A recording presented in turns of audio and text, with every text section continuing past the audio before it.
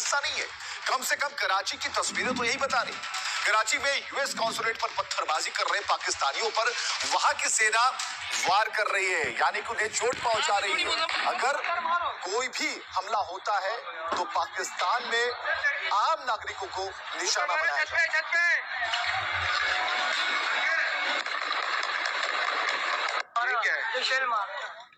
चलिए, पाकिस्तान की बात हो गई, लेकिन इस पाकिस्तान में हुए तोड़फाड़ के बाद सीमा पर अफगानी लड़ाकों ने पाकिस्तान की खाट खड़ी कर। तालिबानी लड़ाके मुनीर की फौज को उसकी औकात की याद दिला रहे, मतलब कि खुद का घर फूकने की कगार पर। लेकिन कर्ज लेकर घी पीने वाले पाकिस्तान की जो ये मुसीबत है, उसे अपने आका ट्रंप का ऑर्डर मानना ही पड़ेगा अगर ऐसे हालात रहे। और इस वजह से वो कितनी बुरी तरह फंस चुका है, इसके लिए ये रिपोर्ट।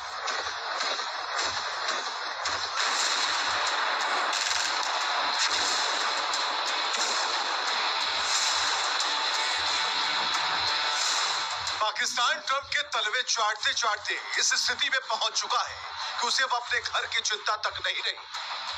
तुरंत लाइन पर तालिबान ने उसका जीना हराम कर रखा है। घातक और भयंकर हथियारों से पठान मुनीर की फौज पर वार कर रहे हैं।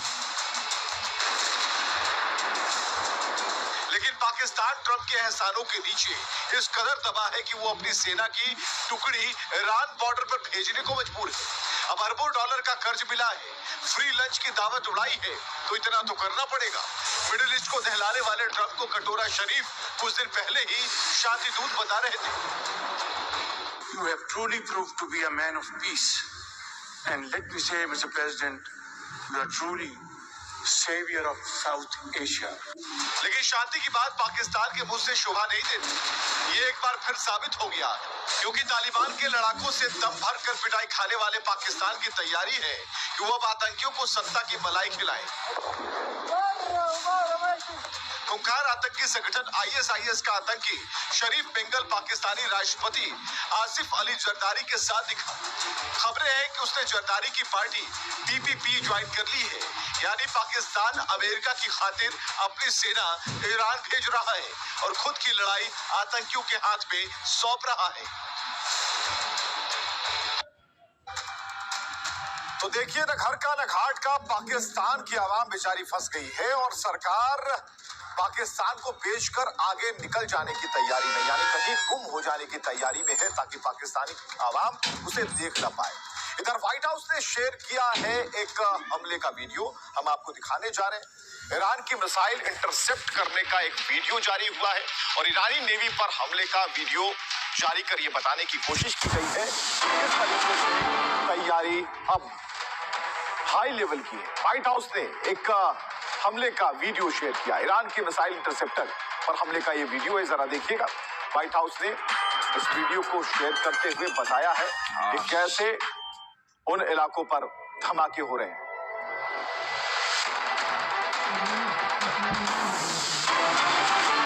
और बड़ी खबर है, जंग के बीच इजराइल एयरफोर्स का बड़ा बयान, अपने हर दुश्मन तक पहुंचेंगे, ये इजराइल ने कहा। इजरायली नागरिकों की सुरक्षा सर्वोपरि है।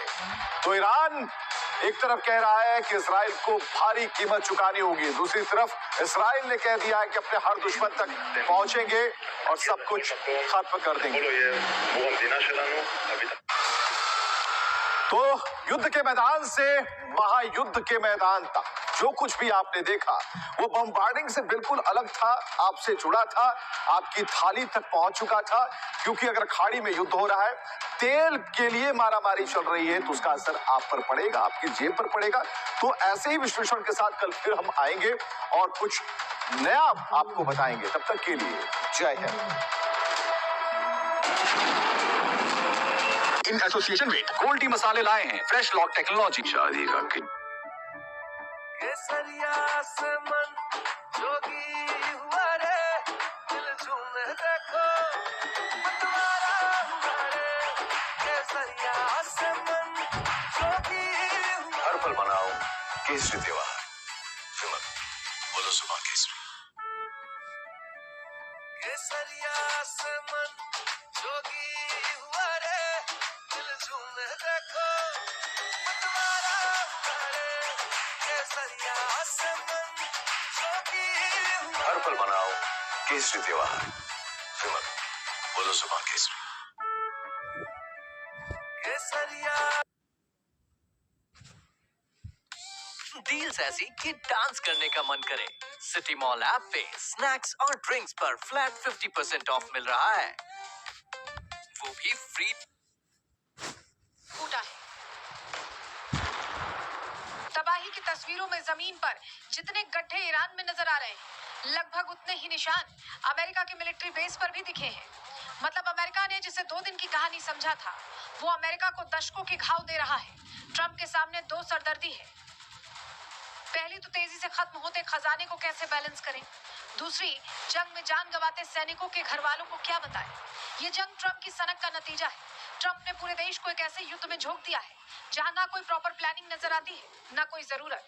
बस वजह है तो एक, ट्रंप ने जो चाहा वो कर दिया। और फिर उसका नतीजा है ये तस्वीरें जहां अमेरिकी महिलाओं की आंखों से आंसू बह रहे हैं। और सवाल है कि इन आंसुओं का जिम्मेदार आखिर कौन है? वो ईरानी सैनिक जो अपने अस्तित्व की लड़ाई लड़ रहे हैं, या वो अमेरिकी राष्ट्रपति जिसे युद्ध पसंद है?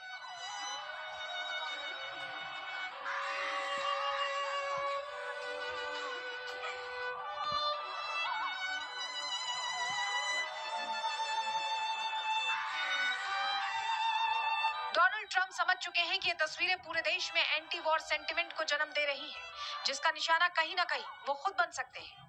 यही वजह है कि अब ट्रंप नए टैंट्रम्स के साथ मैदान में उतरे हैं। ट्रंप ने अपने दफ्तर में ही पादरियों का जमघट लगा लिया। We pray for your continued blessing and favor to rest upon you. We pray for wisdom from heaven to flood his heart, his mind. Trump का कहना है कि वो राष्ट्र और अमेरिकी सैनिकों की सलामती के लिए प्रार्थना कर रहे हैं, लेकिन लोगों का मानना है कि ट्रंप अमेरिकी सैनिकों से ज्यादा अपनी गद्दी की सलामती चाहते हैं। और यही वजह है कि जंग में बुरी तरह घिर चुके ट्रंप अब पादरियों की शरण में मौजूद हैं। लेकिन सवाल तो ये है कि जंग का जहाज उड़ाने वाले डोनाल्ड ट्रंप क्या कभी ये बता सकेंगे कि इस जंग में कूदने की असली वजह क्या है?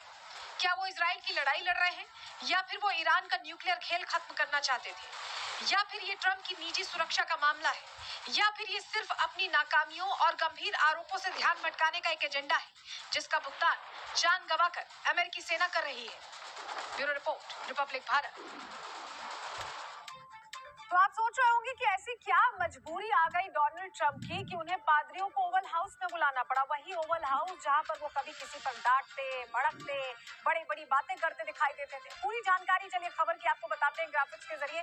हुआ क्या है, देखिए अमेरिका से जो तस्वीर आई है, जो ये तस्वीर हम आपको दिखा रहे हैं, इसने पूरी दुनिया को चौंका दिया है।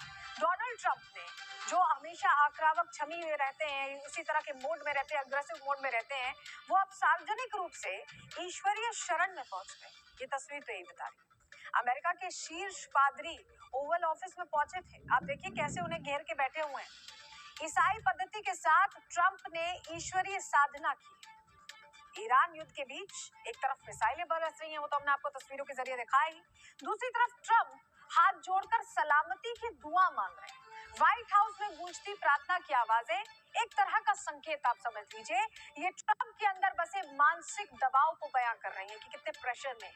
पादरियों ने अमेरिकी सेना की सुरक्षा का आशीर्वाद भी दिया है, क्योंकि लगातार बॉडी बैग्स आ रहे हैं। वहां ईरान में जिस तरह से ईरान अटैक कर रहा है यूएस बेसिस पे, बॉडी बैग्स आ रहे हैं। विशेषज्ञों का कहना है कि ये सिर्फ एक प्रार्थना नहीं है, बल्कि उन सैनिकों को सांत्वना है जो जंग लड़ रहे हैं। क्योंकि एक प्रेशर तो बिल्डअप हो ही गया है डोनाल्ड ट्रंप पर, जिस तरह से ये तस्वीरें अब सामने आ रही हैं। लेकिन आपको बताएं कि डोनाल्ड ट्रंप ने इन सबके बीच जो प्रेशर है उन पर, उसको लेकर पहली बार ये माना है कि ईरान रुक नहीं रहा है। वो कह रहे हैं कि ईरान लड़ रहा है, लड़ना चाहता है। आप खुद सुनिए। What's left? But they're tough and they want to fight. And they're calling, they're saying, how do we make a deal? I said, you're being a little bit late. And we want to fight now more than they do.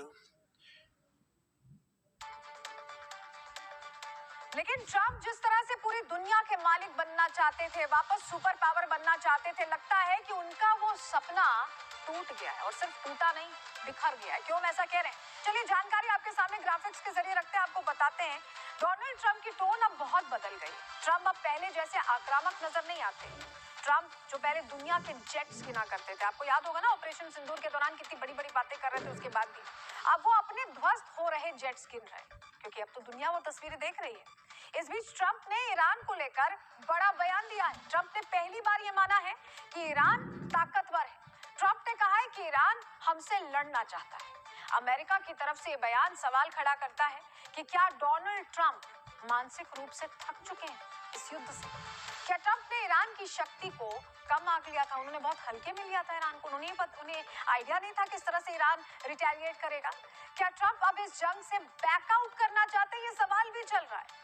Iran जंग से पीछे हटने को राजी नहीं है। ऐसे में क्या ये जंग अब बहुत लंबी खिंचने वाली है और डोनाल्ड ट्रंप लंबी जंग के लिए तैयार नहीं है? कम से कम उनकी बातें यही बता रही, यही समझा रही। इस बीच आपको बताएं कि डोनाल्ड ट्रंप जिस तरह की बयानबाजी कर रहे हैं, जवाबी बयानबाजी भी हो रही है।